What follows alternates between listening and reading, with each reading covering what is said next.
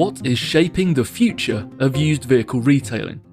Could residual values make a comeback by the end of 2025? And which model announcements were made this week?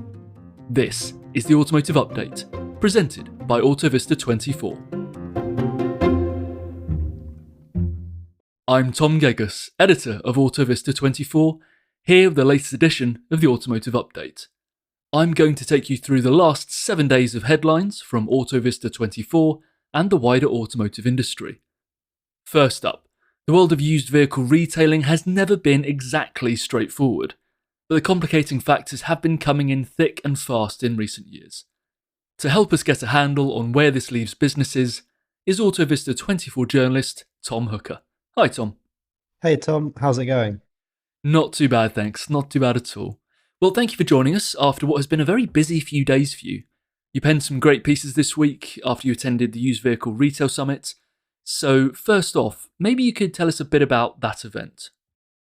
Yeah, sure. So the event took place at the end of June in Frankfurt. It was organised by Nexus Communication and attended by speakers across Europe and across the fleet, retail and remarketing sectors of the automotive industry. It was the first edition of the summit, so to be honest, from the people I spoke to before the event, nobody was entirely sure of what to expect. Okay, so then what were the big talking points from the event? Well, one of the main topics of the summit was residual values or RVs, and they were also the main topic of one of the first presentations of the day, which was hosted by Christian Schneider, Director of Content at EV Volumes. He first outlined how RVs have fallen over the last 2 years across Europe after values surged during the COVID-19 pandemic. Currently, supply and demand are balancing a little bit more. However, due to a lot of economic pressure and struggling economies, Schneider said that he does not expect the pressure on RVs to get better for 2025 and 2026. He also explored the impact of tariffs on the European used car market. If the current rate of automotive tariffs stay in place after July, then he said that he expects prices for European cars to grow in the US, meaning export volumes will in turn shrink. This means that volumes from European brands in Europe will increase over the next months and maybe even years. So overall, there will be an additional risk to RVs in the European used car market. Schneider then talked a little bit about battery electric vehicles, or BEVs, which are recording an increasing number of used sales, but they're still seeing RVs fall at a steeper rate than the overall market. This is because more BEVs are entering the used car market than before, and we're seeing that this is coming from fleet channels. So increased supply is definitely affecting battery electric vehicles on the used car market. I'm aware that technological advances, which are happening so quickly, are also hurting RVs for these models because the latest models are so much more capable than those released a few years ago. And then additionally, we have new brands entering from overseas, like from China, for example, and they're bringing in really capable models at quite affordable price points. So there are lots of influencing factors for BEVs, but maybe we can pull focus on those new market entrants for a second, Tom. How is this affecting used car retailing in Europe? That is a great question, Tom, and a good point as well about the Chinese BEVs. Volumes of battery electric vehicles coming from China are forecast to grow in Europe over the next few years. In particular, they're expected to rise from a 7% European new car market share in 2024 to a 10% market share in 2025. However, residual values of these models still lag behind BEVs originating from other regions such as Europe, other Asian countries, or the USA. This gap is getting smaller, but EV Volumes still sees that brand reputation does take a significant amount of time to build up, in particular for used car buyers. Really good point there, Tom. And just to move topics for a second, because it doesn't seem to matter who you are, where you work, what you're talking about, but artificial intelligence, or AI, always seems to be a central talking point these days. Did the technology feature quite heavily at the event? It did indeed. It is not something you can escape easily these days. And actually, it was one of the core sections of this summit.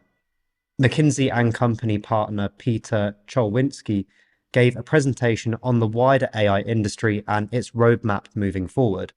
He said he believes a highly disruptive change in AI is coming after an increasing number of large language models, or LLMs, have been released, such as ChatGPT.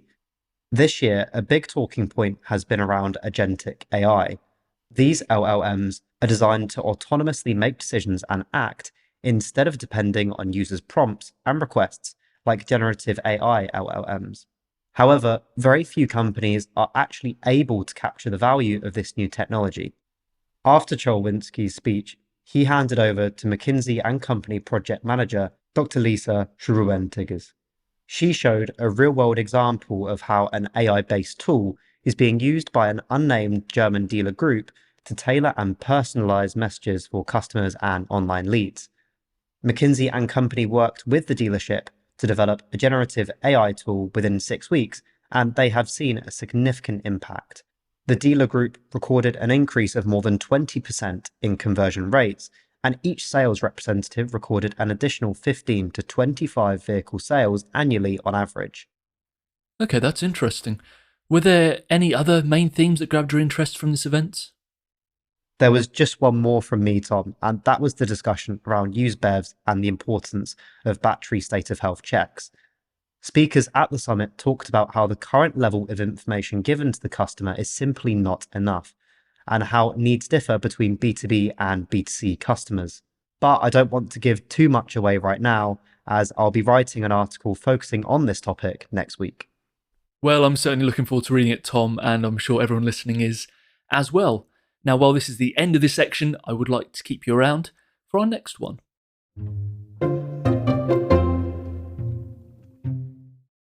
This week, AutoVista 24 published the latest edition of the monthly market update.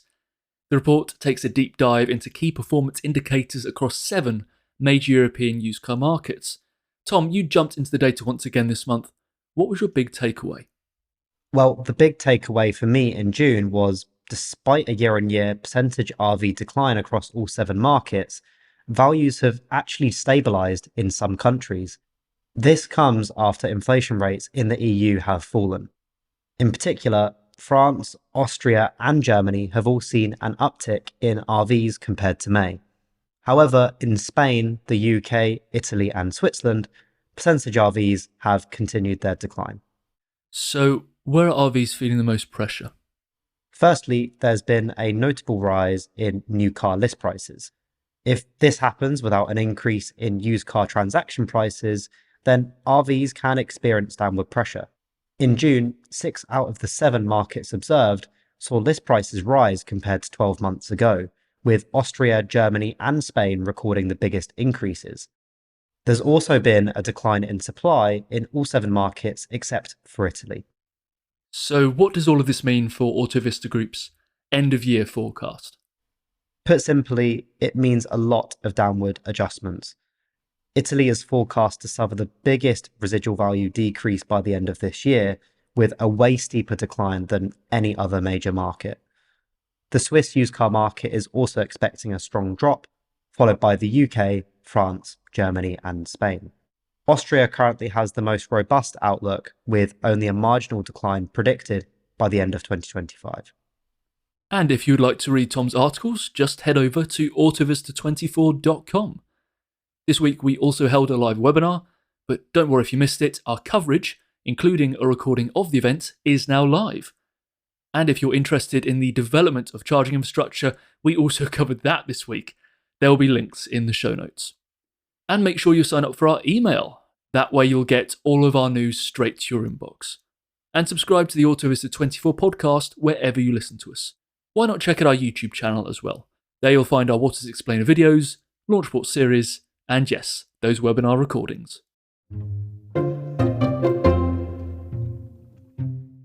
And finally for this podcast, what's new in the world of models?